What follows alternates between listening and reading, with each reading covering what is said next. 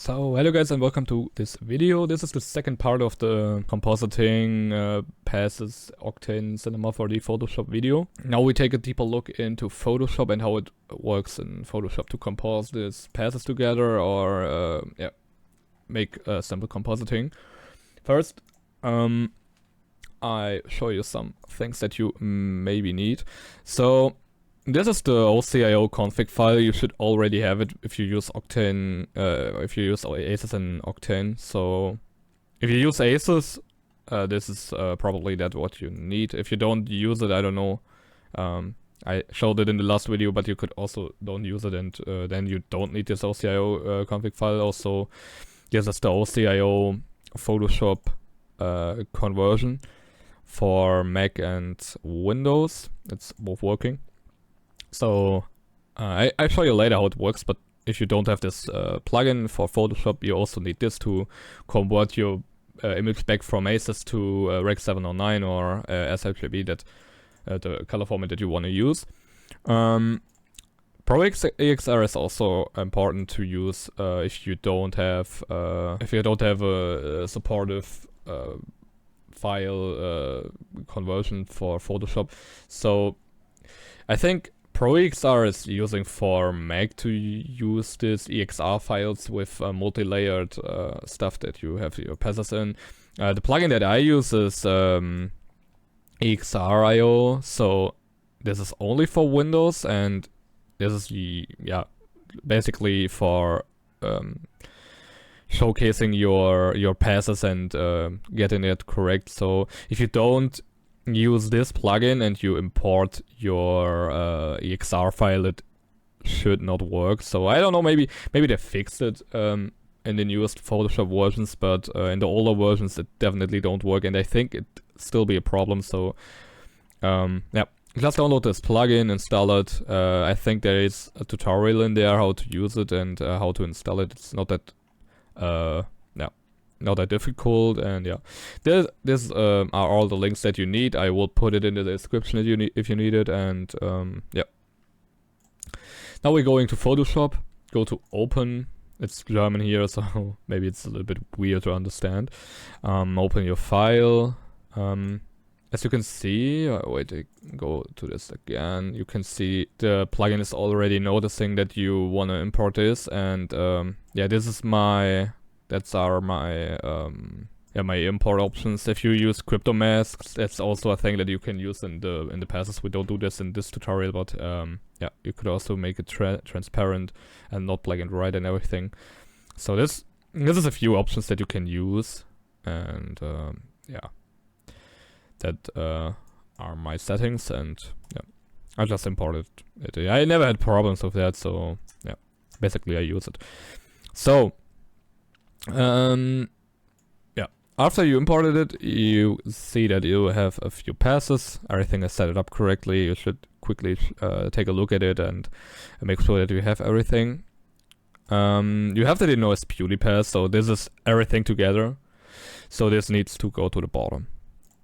So then you make a folder, or select everything, click the top, shift, bottom, drag and drop it into the folder in here, and go for subtract.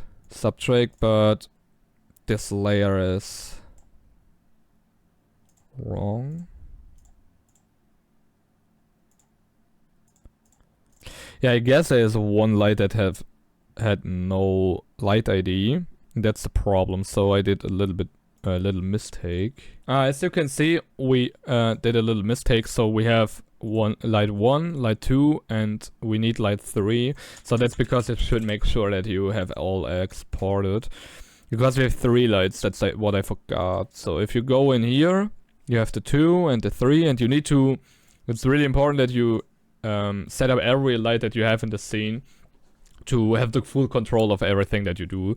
So every light that you have should have an ID, and that's because if we subtract all lights and the volume, you still have a light in here, and this is coming from the last light that we don't export it correctly.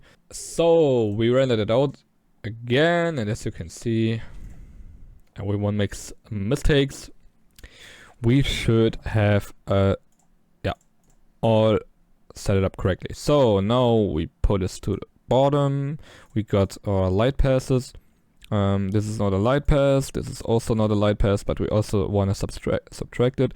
And if we put this in the folder and go for subtract, how it works, click everything on and go for subtract, we just have nothing in the picture. As you can see, we have a few things in the picture that's going on here. This is the head. So the only thing that you should see now is only your noise or some other effects, but that's not, yeah, that's not a problem. As you can see, we also have something in here. If you render more samples, you don't have this artifacts, but you shouldn't notice that much. So after that, you go to your folder, press Control and J, and after that you go for linear add. So it's like a math thing. I don't know. You just subtract the light and edit it again. And if you disable that and enable it again, this two things, you should get this picture again. So it's working perfectly.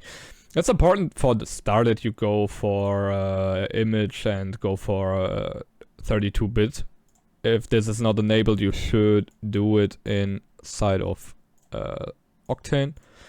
So this should be this one, and you have a full control of your colors.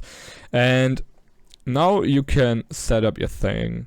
As you can see, you have some shadows in here. That's a little bit of a problem with the volume, but I think it's really nice that you can disable your volume completely. So you could just subtract it and don't use it, and you can go for the opacity slider and make it more or less. It's really cool.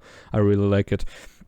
You could also go for some color grading stuff. If you go for curves, you could use it like this, and yeah, that's because you should go for 32 bits, and yeah, this is how that works. So you could make it less, and that's because I use this sunlight. I don't really like this sunlight thing, so we can just disable that. But as you can see, if you completely disable your volume, it makes it a little bit buggy, and yeah, completely black if you use this this thing. So we don't want to have the sunlight and want to have some cool studio light. Yeah, just go for this. Yeah, as you can see, it's working a little bit weird. So you can subtract the light completely, but if you use or disable one of the light passes, it doesn't work that much. So you need to let us enabled. That's a little bit weird, and yeah, but yeah, that's how it works. So I don't know, if you want to have I don't know, other type of lighting, you could use something like the gradient, and wait, we need to make a mask to the layer in here, and you could make it brighter or darker, and sometimes you get some other effects. But as you can see, it's working almost perfect. But yeah, as I told you, the problem is not the light pass in here, it's the volume. So if you play with volume, you need to go, yeah, very careful, and don't use it that much, and maybe try to use it with a CDEF pass in the compositing.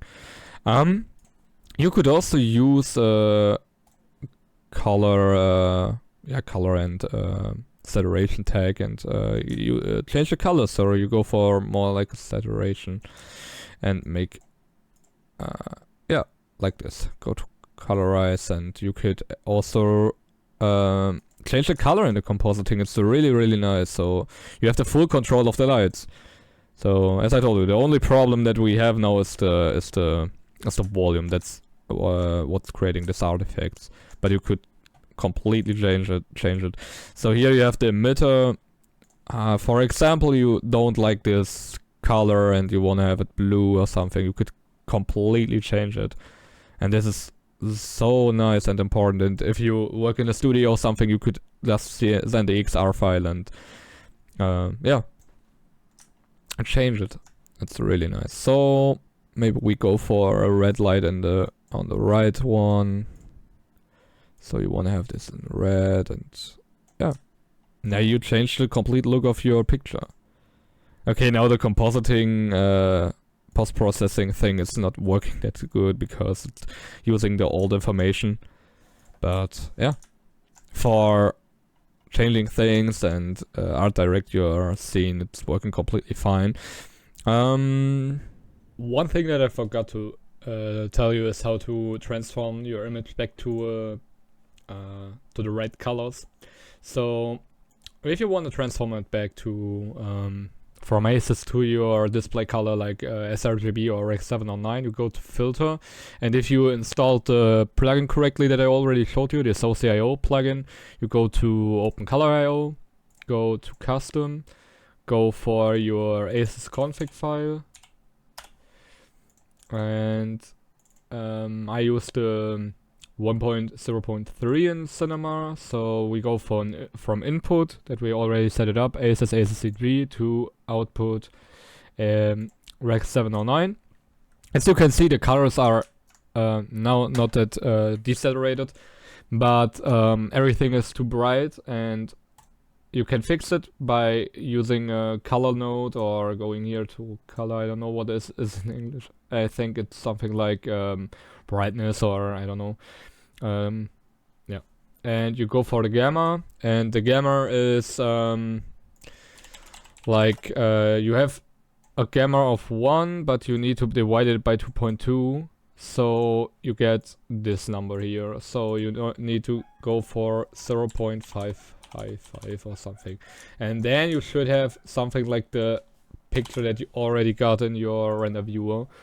And yeah, you could also make it a little bit brighter by yeah, fixing the gamma. And if you want to save it as PNG, you need to you don't need to do this on one layer, but I already do it, or I always do it. And you could go to picture mode and go for 16-bit and go for yeah, don't bring that together. I don't know what is it in English. And after that, you could also go for the camera raw filter without any problems and grade it again to get some camera raw things. So that's what I forgot in the video. So